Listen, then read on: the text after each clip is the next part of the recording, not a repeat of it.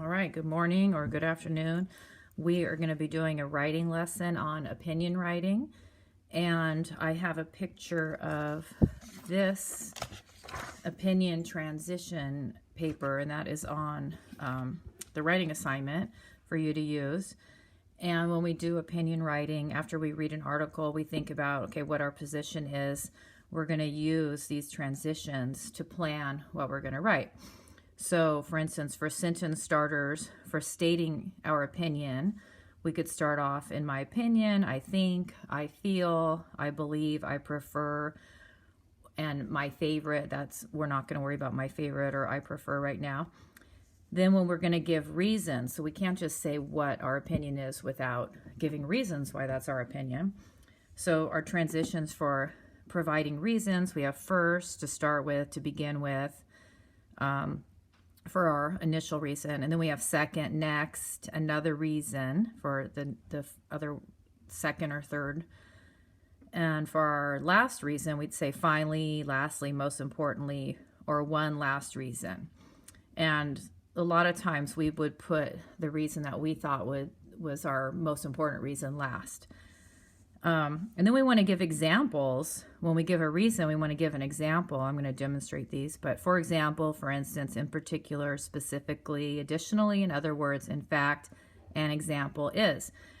And then just like when we do races, we're going to have a conclusion. In conclusion, all in all, you can see, to sum it up, to summarize, finally. You know I don't like overusing all in all. That's not always the best one to use. So what we're going to do is I'm going to read an article. I'm going to demonstrate how I would do this. So our article is debate it, reward kids for eating veggies. So here is the debate. And a debate is when people think about stuff and decide, are they for or against it, or what their opinion is. So here it is. If you were to get a reward for eating broccoli, would you eat more of it? A new study shows that many kids would. Researchers did a study with 2,292 kids in Utah. Some were offered cash prizes for eating fruits and vegetables at lunch. Others weren't. Scientists found that the kids who got rewards ate more fruits and veggies than those who didn't. Some people think rewards can help improve kids' diets, but others say they're a bad idea. Here's what two of our readers think. So this girl says, yes. If kids earn prizes for choosing healthy food, they'll be more likely to choose it over junk food. Some kids need motivation to try new things. If they try fruits and veggies they've never had before and like them, they may soon eat fruits and veggies without a reward. So those are her reasons why she thinks it's a good idea. Now this girl is taking the position of no. She says kids won't always be rewarded for doing things they don't want to do. So they need to learn to eat healthy foods on their own without expecting a prize in return. Instead of giving out rewards, parents and schools should find a way to make healthy foods more tasty. So think for a second what you think about that. Should you be rewarded for eating veggies or healthy food?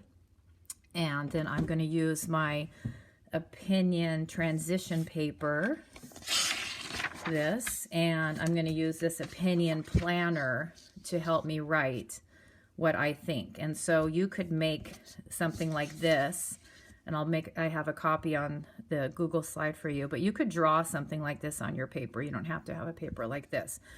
So my opinion, that's the main idea. So I'm going to use the sentence starter. So I'm going to say in my opinion, and just pick one. Don't say in my opinion I think, because we don't need to use two of these.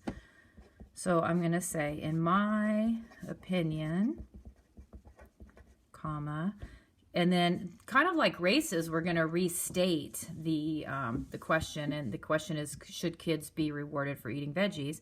So my opinion, this is my opinion, by the way, kids should not be rewarded for eating veggies, Now, I'm not saying my reasons here. This is my opening sentence. So now I'm going to do my first reason. So I'm going to look at my transition paper, and I'm going to say to begin with,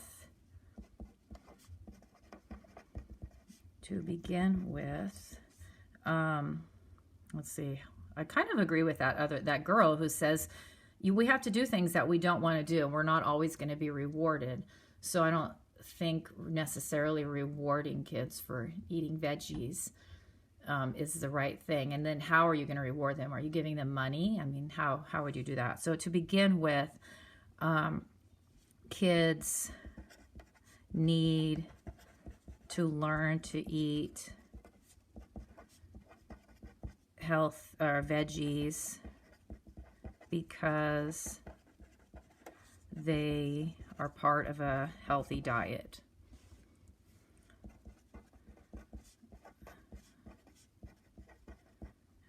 Healthy diet.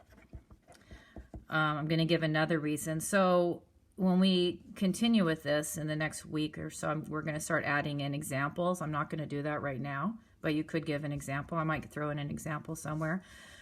So now I need my second reason. So another detail. Another reason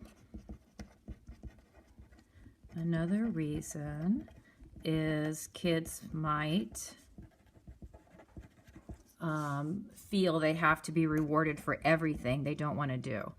So another reason is kids might feel they should be rewarded for everything they don't want to do.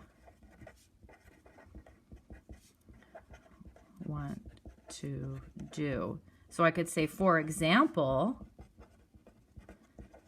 chores around the house. Now, maybe some of you get an allowance. I don't think that's really considered a reward, but it's maybe just you're getting an allowance for something, and part of that's for chores, but it's not really like a reward. Chores they don't want to do. Like, should you really be paid a reward for making your bed? To do. Okay, so now I need my last reason. So we usually give 3 reasons. So I'm going to say,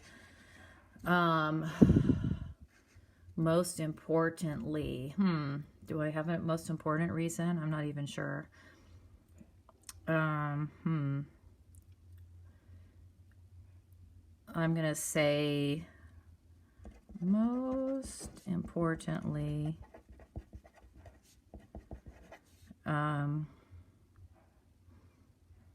rewarding kids for eating veggies will give them the idea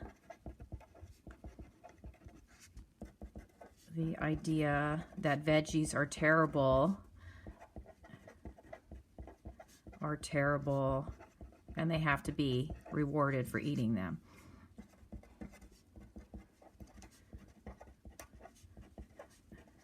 So when we do these things, we're not going to argue both sides. Like sometimes if you really hate Brussels sprouts, you should be rewarded for eating them. But if you like broccoli, you shouldn't.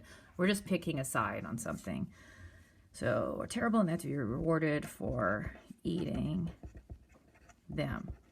All right, so now we have our ending sentence, which is our conclusion. So we have to pick one of these. So I'm going to say, in conclusion, and I'm just restating what I thought. In conclusion, comma, kids should not be rewarded for eating healthy veggies. So I'm just restating it, and I could put it in other words also. So let's read what I wrote here. So in my opinion, kids should not be rewarded for eating veggies.